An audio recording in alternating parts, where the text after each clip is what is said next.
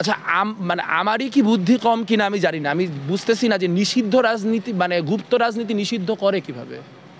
মানে গুপ্ত রাজনীতি মানেই তো এটা প্রকাশ্যনতা, যা প্রকাশ্যনতা নিষিদ্ধ করে কিভাবে?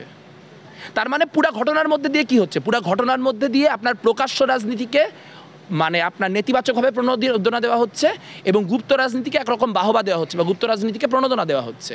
কারণ আপনি গুপ্ত রাজনীতি বন্ধ করতে পারবেন না, ওটা তো গুপ্ত, আপনি জানবেন কিভাবে? তার মানে হচ্ছে যে যারা ছাত্র রাজনীতি করেন তারা সবাই প্রকাশ্য থেকে দূরে সরে যান, গুপ্ত রাজনীতি করা শুরু করেন। এখন গুপ্ত রাজনীতির মুশকিল হচ্ছে এই ছাত্র রাজনীতি বন্ধ রাখার যে হাস্যকর কাজ, এটা কিন্তু জুলাই অভ্যুত্থানের পরে কিছুদিন হয়েছিল এবং তারপরে হলগুলিতে এমন মব সংস্কৃতি তৈরি হলো যার ফলাফল আমরা দেখতে পেলাম তোফাজ্জল হত্যাকাণ্ডের মধ্য দিয়ে। তখন প্রশাসন এবং এই তথাকথিত সাধারণ শিক্ষার্থীরা ব্যাকট্র্যাক করলেন এবং ব্যাকট্র্যাক করে আপনার ছাত্র রাজনীতি ওপেন করলেন, যে ছাত্ররাজ সংগঠনগুলি তারপর থেকে ফাংশনাল হইতে শুরু করলো। এখন কথা হচ্ছে যে বর্তমানে যে কাঠামো গ্রহণ করা হলো, এই কাঠামোতে প্রথমত গুপ্ত রাজনীতি বন্ধ করার কোনো মেকানিজম নাই, গুপ্ত রাজনীতি বন্ধ করা যায় না।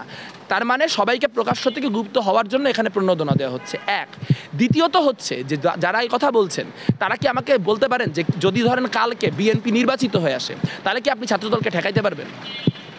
তাহলে আজকে আপনি যে কাজ করতেছেন সেটা হচ্ছে যে আজকে একটা সুযোগ ছিল, এই ইন্টারিমের সময় একটা সুযোগ ছিল যে সবাই মিলে একটা কালেকটিভ অবস্থান নিয়ে কিছু বিষয় চুক্তিবদ্ধ হওয়া, একটা চার্টার বানানো যার মধ্য দিয়ে ছাত্র রাজনীতি নিয়ন্ত্রিত হবে। কিন্তু ছাত্র রাজনীতি নিয়ন্ত্রণ না করে নিষিদ্ধ যে করা হলো, এর মধ্য দিয়ে যেটা হবে যে হয় রিটের মধ্য দিয়ে এইটা ওভারটার্ন হয়ে যাবে, অথবা যদি রিটের মধ্যে দিয়ে ওভারটার্ন নাও হয় তাহলে যখন কোনো দলীয় সরকার নির্বাচিত হবে তখন এই রাজনীতি আরও ব্রুটালভাবে ফিরবে।